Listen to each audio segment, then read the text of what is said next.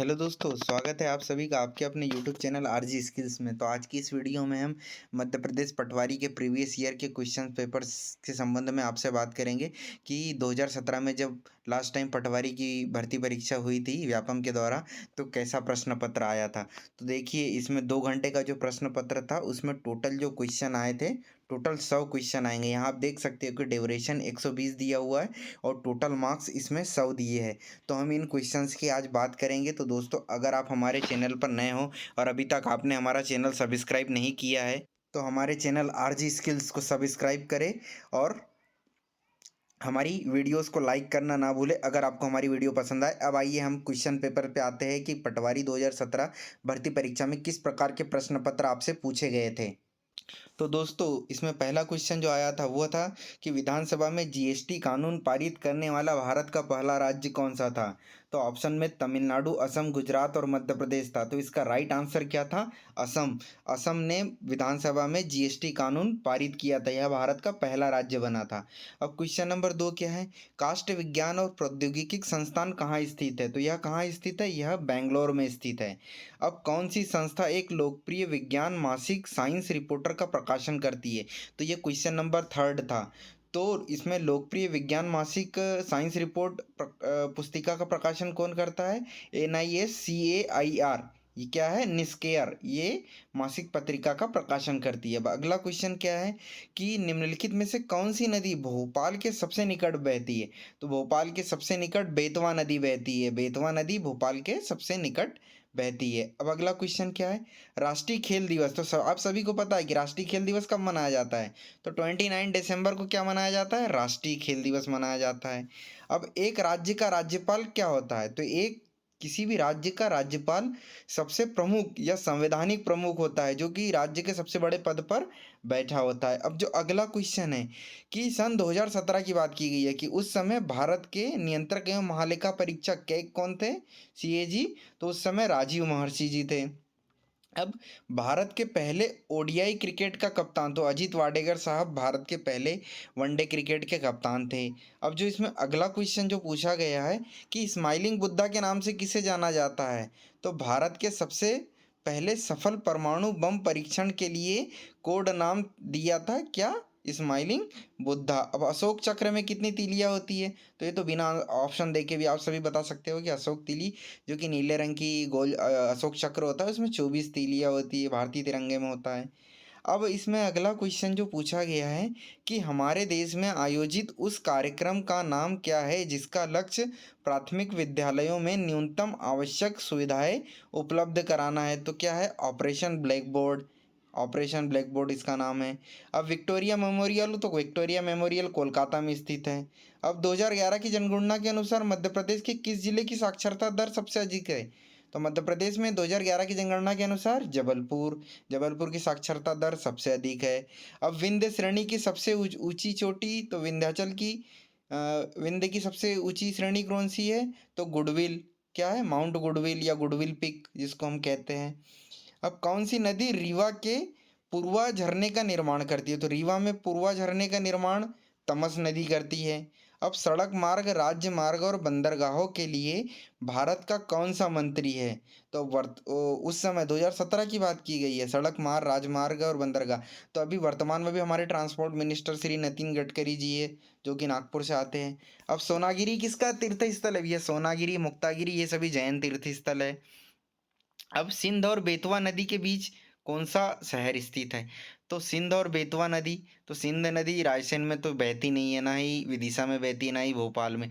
तो ऑब्वियसली से हम ऑप्शन से समझ के भी बता सकते हैं कि सिंध और बेतवा नदी के बीच कौन सा शहर स्थित होगा? भैया, सिंध और बेतवा नदी के बीच अशोकनगर स्थित होगा। उदयगिरी और खांडागिरी ये सभी कहाँ पर स्थित है? तो उदयगिरी और ये खांडागिरी जितनी भी गुफाएं हैं ना, ये सभी भुवनेश्वर उड़ीसा में स्थित है। अब जो हमारा अगला, मध्य प्रदेश के प्रथम मुख्यमंत्री पंडित रविशंकर शुक्ल मध्य प्रदेश के हमारे प्रथम मुख्यमंत्री थे। अब जो अगला जो पोर्शन है वो जनरल एप्टीट्यूड का इसमें दिया गया है। तो इसमें जनरल एप्टीट्यूड में आप क्वेश्चन देख सकते हो कि आपको डेट से एक क्वेश्चन आया है कि यदि 1 अप्रैल 1998 को बुधवार था तो 25 दिसंबर 1998 को कौन सा दिन होगा? फिर आपको इसमें ये समीकरण में आपको एक्स और वाई की वैल्यूज़ निकालना है और बहुभुज जिसकी 8 भुजाएं होती है, तो 8 भुजाएं होती है तो उसको क्या कहते हैं, उसको अष्टभुज कहते हैं। षडभुज में कितनी होती है, 6। पंचभुज में कितनी होती है, 5। और डेकागन या 10 भुज में कितनी भुजाएं होती है, 10। तो इस टाइप के क्वेश्चन आपको मैथ्स में सॉल्व करने। अब आइए हम कुछ और टॉपिक्स के क्वेश्चंस की इसमें बात करते हैं। 2 का क्या घात होगा, 2 की घात 10, तो इसका क्या है हाफ क्या होगा, 2 की घात 9। तो 2 की घात 10 समथिंग होता है 4096 होता है, और 2 की घात 9 शायद 2048 होगा। सॉरी, 2 की घात 10 होता है 1024, और 2 की घात 9 होता है हमारा 512। अब हम इसमें अगले क्वेश्चंस की अगर हम बात करें तो इन ये पांचों संख्याओं का औसत निकालना है, तो पांचों को जोड़ के आप 5 का भाग दे दीजिए तो आपको इसका औसत मिल जाएगा। मूल्यांकन इनका करना है, तो ये 625 अंडर रूट में बटे 125 और इधर x अपन अंडर रूट 5, तो ये अंडर रूट को सॉल्व करेंगे तो यहाँ पर हमारा 25 बटे 5 यानी 5 आ जाएगा। अब इधर x 5 रूट 5, तो इस प्रकार से हमको इनको क्या करना है, इनको हमको सॉल्व करना है। तो ये देखिए रूट 5 है ना, तो ये रूट 5 और रूट 5 मल्टीप्लाई बाय रूट 5, ये हमारा हो जाएगा 5। इस टाइप से हमको इनको सॉल्व करते हुए जाना है। अब हम इसमें अगले टॉपिक की अगर बात करें तो आप हिंदी के क्वेश्चंस देख सकते हो।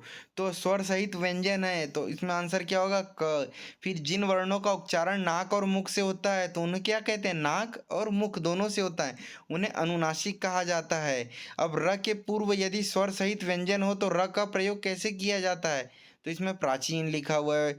वर्तनी की त्रुटियों के से अर्थ में क्या होता है, अंतर आ जाता है। तो ये हिंदी के 15 क्वेश्चंस इसमें आए हुए हैं। अब इसमें जो नेक्स्ट टॉपिक इसमें जो पूछा गया है, ये नेक्स्ट टॉपिक हमारा ये आ गया है पंचायती राज। पंचायती राज पटवारी में जो क्वेश्चंस आते हैं पंचायती राज से आते हैं। तो हमारा गांव हमारा राज निम्नलिखित से संबंधित है, तो मध्य प्रदेश में जनजातीय स्वराज कानून से ये संबंधित है। फिर ग्राम सभा की बैठकों का संयोजन कौन करता है, तो भैया जो ग्राम सभा में जो बैठकें होती है उनका जो संयोजन है ग्राम पंचायत का सचिव, ये एक शासकीय पद होता है, तो ग्राम पंचायत का सचिव करता है। अब मध्य प्रदेश में निम्नलिखित में से किस जिले में मिर्ची का सबसे बड़ा उत्पादक, तो मिर्च भैया एक जिला एक उत्पाद के अंतर्गत खरगोन की मिर्च सबसे फेमस है। अब मध्य प्रदेश ग्रामीण आजीविका परियोजना जिसको MP NRLM कहते हैं, तो निम्न को प्रोत्साहित करता है, तो ये स्वरोजगार और सूक्ष्म उद्यम इनको क्या करता है, प्रमोट करता है। अब निम्नलिखित में से देश का कौन सा राज्य है 2016 में सबसे बड़ा प्याज का उत्पादक था, तो कौन सा था, महाराष्ट्र था। तो दोस्तों इस प्रकार से ये पंचायती राज के क्वेश्चन हो गए। अब अगला टॉपिक अगर हम इसमें देखते हैं तो जो अगला टॉपिक है हमारा, दोस्तों देश में पंचायती राज दिवस कब मनाया जाता है, पंचायती राज दिवस जो देश में है भैया 24 अप्रैल को मनाया जाता है।